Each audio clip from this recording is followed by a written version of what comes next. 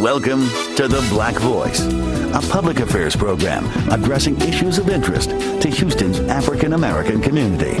Welcome back to The Black Voice. If you've been looking for a job lately, you know how competitive it is. What if you don't have skills employers are looking for? What if you dropped out of high school and the best job you've been able to get so far only pays minimum wage? You don't have to settle for that. This morning, I want you to meet Stephanie Boutte-Phillips. She seems to have been in all of our shoes. She went from having no job, that category, to getting paid. So, Stephanie, welcome. My first question, how did it all start? How old were you when you had your first child? I was 17 years old, and it was an eye-opener for me. When I got pregnant, I didn't have any resources, and there wasn't many people out there to really help me to do what I needed to do. So I had to do for Stephanie. But the problem came when I finally made it. I went to college. I did what I had to do to survive with this little baby. There was nothing out there, and there were so many more Stephanies like myself. So that's how I started. That's what I did. I had to start this school to bring in my community to help build it because there was no resources. You've done so much, Stephanie. What was it like when you were going to college, and were you able to finish in 4 or 5 years? College was the most difficult thing that I've ever experienced with a baby. I have been through so much in life, but going to college with a baby was the most difficult. My daughter and I remember us sleeping in the car. I remember the professors having a hold her while I'm taking a test because I was so determined because I grew up in a poverty-stricken town, and I knew that if I wouldn't get this form of education, I would never break that cycle. So it was a battle, but the town and the community embraced me, and that's how I was able to finish. But I was only a small percentage of what happened to me. There's nobody out there to help the others that's coming through now. So how are you helping them with your school? Yes. What I do is I go in the community. I actually put my jeans and my tennis shoes on, and I knock on the doors. I go into the project housing units. I go to the high schools. Wherever I think there is a need for the type of training that I do, I go out there and I recruit, and I talk and I motivate, and I enroll these students into my programs, and I do life skills.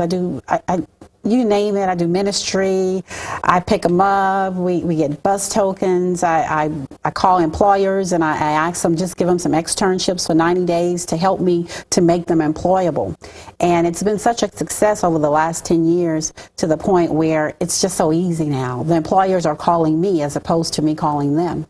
And I have a 100% placement rate right now. Well, let's backtrack for a second. I know you have a 100% placement rate. I know you're doing a lot, but what exactly, if you could just define it, does your school do? It's a training academy, vocational? I am the only black-owned, nationally accredited vocational training school in this region right now. The bigger schools like your ITTs and your DeVry's, they are in the same position I am. I offer the same type training programs. The only difference between their programs and mine is that I don't offer the higher prices, but I gear at the training. I do medical. I do a medical assistant program where I have doctors that actually come in and teach the program. I have an accounting program. I have a computer application specialist program. The programs that I offer are the programs that the employers ask me to train in so they can hire my students. Speaking about these students, why are so many students not going to traditional colleges? Do we know? Have you ever heard of the Y generation? Have you ever heard of that? Those kids? The Y generation is a group of kids that they're the most studied generation in the history of the United States. They do the internet, they do texting, they don't read, and the traditional colleges is not going to retain these kids. And what is happening, the employers are not going to the traditional colleges. My daughter, she just graduated in 2005. She's a prime example. When she graduated from high school, she wanted to go to U of H. I said, Ashley, take this accounting program at H TEC. So she enrolled in the program, and now she's working in the Galleria making almost $18 an hour. And she's going to school, and I don't even have to pay for tuition.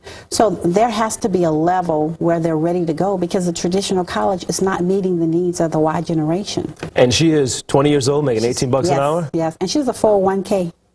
Fantastic. Yes. Now, As a side note, what separates your school apart from the others? I know it's slightly smaller, it's geared towards African Americans, but aside from that, anything else? My school is traditionally individualized. What I do is I specialize with more than just the training. I do the life skills. You know, we all have all kind of issues that we go through, and we have to discuss those things. I have to talk about religion, sex, and all of those things, because when my students go into the workplace, the employers don't want to train them. They have to just go to work. And so I do a little bit of everything. And what makes my program so special is that they don't have any debt when they graduate. Even though that we're nationally accredited and we have Title IV, they don't have to take out all these student loans, and they come out making just as much money as the other schools. Fantastic. Thank you so much. That no debt is really appealing to me. Yes. If you want more information about this program, about the Houston Training and Education Center, their number 713-783-2221, and their web address is on your screen.